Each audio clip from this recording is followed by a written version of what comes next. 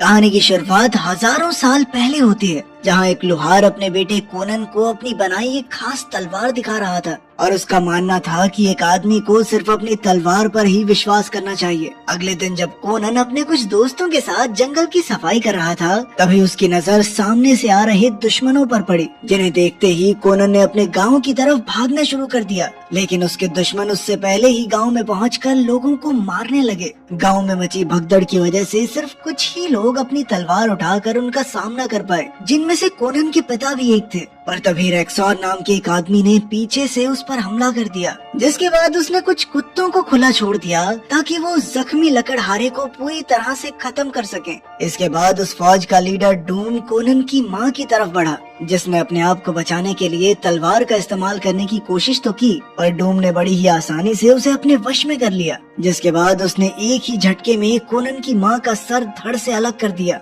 और वहीं पास में खड़ा कोनन ये सब देखकर सहम गया था। इसके बाद उन्होंने सभी बच्चों को कैद करके गुलामी के लिए एक जगह भेज दिया, लेकिन किसी को भी ये नहीं पता था कि वो हमलावर आए कहाँ से थे और गए तो गए कहाँ पर इधर कोनन को उस फौज का सिंबल बहुत ही अच्छे से याद था, जिसमें 2 सर वाली नागिन बनी हुई थी। इसके बाद उन सभी बच्चों का इस्तेमाल एक बहुत बड़े पहिए को चलाने के लिए किया जाता, जिसे वो लोग व्हील ऑफ पेन के नाम से जानते थे। कुछ सालों बाद कोनन बच्चे से काफी ताकतवर आदमी में बदल गया, जो अकेला ही व्हील ऑफ पेन को चलाने की ताकत रखता था। और उसकी इसी ताकत को देखते हुए उसके मालिक ने उसे लड़ाई में भेजना शुरू कर दिया, जहाँ वो बड़ी ही आसानी से लोगों को हरा देता। और इसी के चलते उसे तलवारबाजी और बाकी चीजों की ट्रेनिंग भी दी गई। इस सब के साथ साथ वो पढ़ना लिखना भी सीख रहा था। कोनन लगातार लड़ाई जीतता जा रहा था, जिसकी मदद से उसका मालिक काफी अमीर बन चुका था और इसीलिए उसने कोनन को आखिरकार आजाद कर दिया। वहाँ से आजाद होने के बाद कोनन एक बार फिर से अपने गांव की तरफ जाने के लिए निकल गया,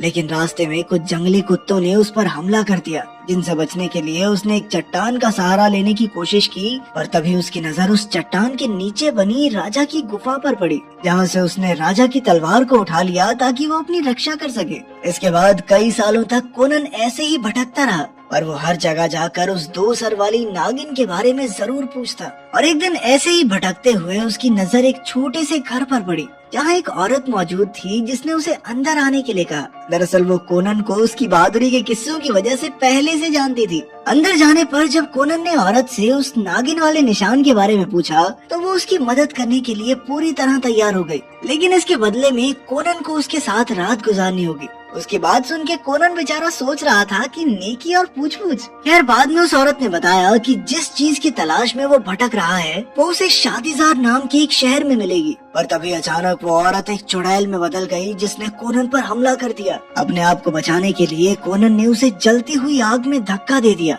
जिसके तुरंत बाद वो औरत एक आग का गोला बनकर हवा में उड़ गई। अगले दिन जब कोनन वापस अपने सफर पर निकलने की तैयारी कर रहा था, तभी उसकी नजर उस घर के बाहर बंधे एक आदमी पर पड़ी, जिससे बात करते हुए उसे पता चला कि असल में उसका नाम साबोटाई था, जो धनुष चलाने में माहिर एक चोर था। लेकिन कोनन ने उसे आजाद करके उसके साथ खाना खाया, जिस दौरान उन दोनों के बीच काफी अच्छी दोस्ती हो गई। और इसी बीच कोनन ने साबोटाई को अपने मकसद के बारे में बताया, और उसकी ये बात सुनकर साबोटाई ने भी उसकी मदद करने का फैसला किया। इसके बाद वो लोग शादीजार नाम के एक शहर में पहुँचे, जहाँ पूछताछ करने पर एक आदमी ने उन्हें बताया कि उन्हें वैसे दिखने वाले चिन्ह टावर ऑफ स्नेक्स में मिलेंगे, जो एक नए धर्म के लोगों का मंदिर था। साथ ही उस आदमी ने बताया कि वहाँ बेशुमार खजाना भी है, जिसमें आई ऑफ सरपेंट नाम का एक खास रूबी मौजूद है। उसी रात जब कोनन और साबोटाई टावर ऑफ स्नेक्स में घुसने की कोशिश कर रहे थे, तो वहाँ उनकी मुलाकात वलेरिया नाम की एक और चोर से हुई, और जल्द ही उन्होंने एक साथ मिलकर इस चोरी को अंजाम देने का फैसला किया।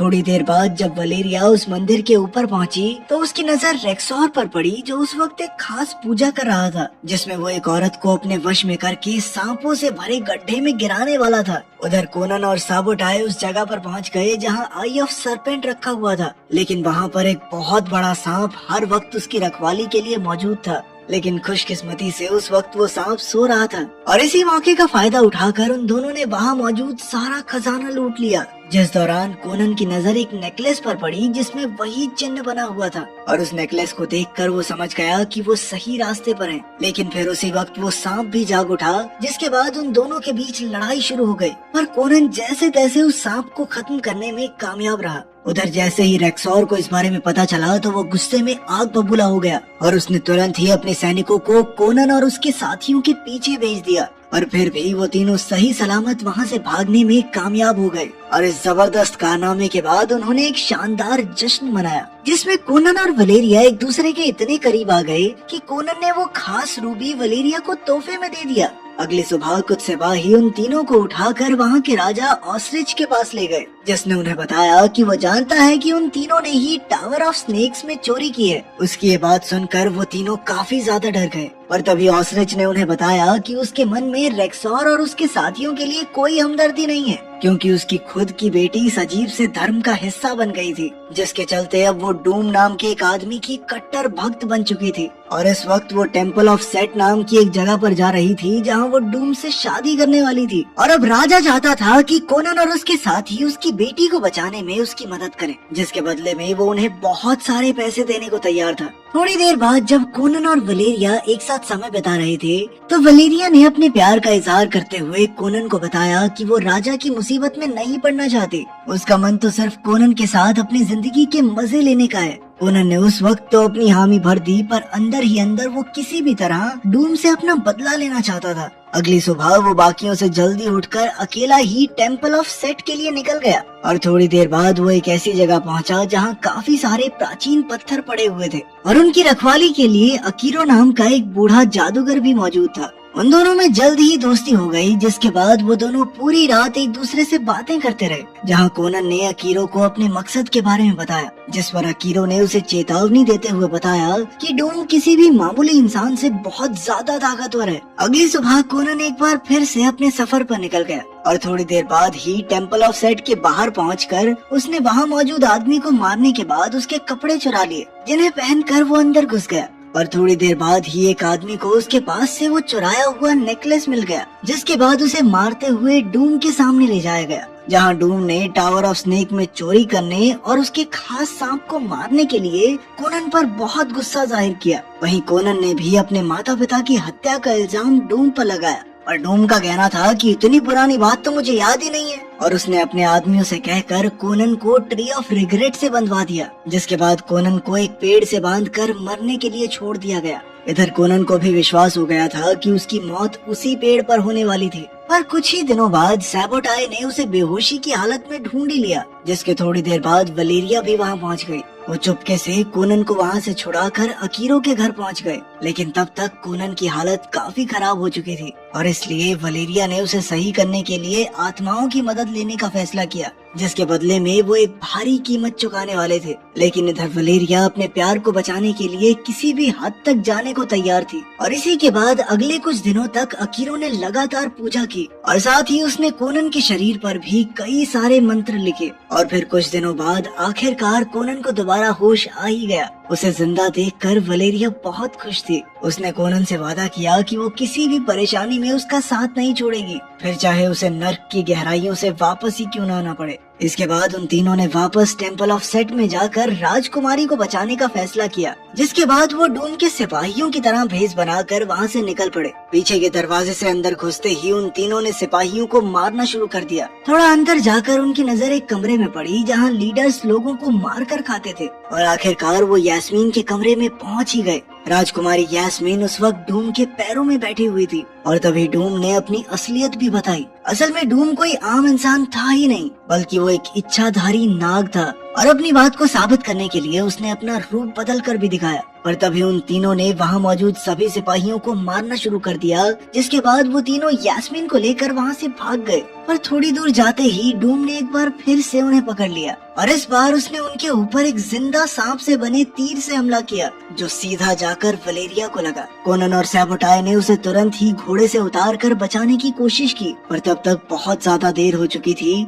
और जाते जाते उसने कोनन से कहा कि उसने अपनी जान की कुर्बानी तक लगा देने का वादा किया था, जो कि अब उसने पूरा कर दिया है। इस बार कोनन ने पूरे रस्म और रिवाज से वलेरिया का अंतिम संस्कार किया, जिस दौरान पास ही में बैठी हुई यास्मीन ने उसे बेवकूफ बोलते हुए बताया कि डूम इस आग को देखकर यहाँ जरूर आ जाएगा, जिस पर कोनन ने जवाब दिया कि यही तो मैं चाहता हूँ। इसके बाद कोनन और सैबोटाई हमले से बचने की तैयारी में लग गए। थोड़ी देर बाद डूम ने अपनी सेना के साथ उन पर पूरी ताकत से हमला कर दिया और अपने बिछाए हुए जाल की मदद से कोनन और सैबोटाई काफी सारे सैनिकों को मारने में कामयाब हो गए। लेकिन रेक्सॉर कोनन के ऊपर काफी हावी बढ़ रहा था और जैसे ही वो कोनन को मारने वाला था तभी वलेरिया अपने वादे के मुताबिक वहाँ पहुँच गई और उसने रेक्सॉर के हमले को अपनी शक्तियों से रोक दिया, जिसका फायदा उठाकर कोनन ने रेक्सॉर को तबाह कर दिया। इधर अपने सारे सैनिकों के मरने के बाद डूम ने आखिरकार यास्मीन को मारने का फैसला किया और इधर यास्मीन उसे अपना प्यार बताते हुए उससे अपनी जान की भीख मांग रही थी।